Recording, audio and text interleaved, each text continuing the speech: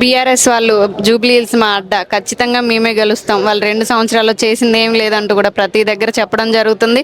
అలానే వాళ్ళని గెలిపిస్తే మళ్ళీ మీ గొయ్యి మీరు తీసుకున్నట్టు అని ప్రచారం చేస్తున్నారు. విష ప్రచారం అనుకుంటారా, ఏమనుకుంటారు? అసలు మీరు ఎలా ఢీకొడతారు దాన్ని? అంటే వాళ్ళ అడ్డా అని చెప్పుకున్న దాంట్లో వాళ్ళకి అడ్డు అయింది ఇక్కడ జూబ్లీ హిల్స్ అనేది. సో ఈ అడ్డులో అనేది రేపు ఎవరు గెలుచుకుంటాము, ఎవరు ఓడుపు అనేది, ఎవరు గెలుపు అనేది తప్పకుండా ప్రజలు చెప్తారు. సో మాకైతే ఎక్కడా లేదు. మీరు మొన్ననే చూసారు, నిన్ననే యాక్చువల్గా మన రోడ్ షోలో, సీఎం గారు రోడ్ షోలో ఎంతమంది వచ్చారో ఉసుకేస్తే రాళ్ళనంతమంది వచ్చారు. అయినా కానీ మనకి ఇది ఫస్ట్ మీటింగ్ మాత్రమే.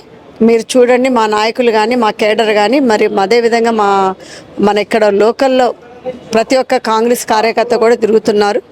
మరి ఏ గల్లీకి పోయినా కానీ మరి నవీన్ యాదవ్ గారికి మరి బ్రహ్మరథం పడుతున్నారు. సో అక్కడే తెలుస్తుంది కదా ఎంత మంచిగా క్యాంపెయిన్ అవుతుంది, ఎంత మన ఓటం ఎక్కడ ఉంది, గెలుపు అనేది ఎక్కడ ఉంది అనేది ఎక్కడే తెలుస్తుంది. మీరు తిరుగుతున్నారు, అక్కడ పబ్లిక్తో ఇంటరాక్ట్ అవుతున్నారు, అక్కడ సమస్యలు కూడా చూసుంటారు. అంటే గత ప్రభుత్వం అసలు అభివృద్ధి చేయలేదు, ప్రజలను పట్టించుకోలేదు అంటారా?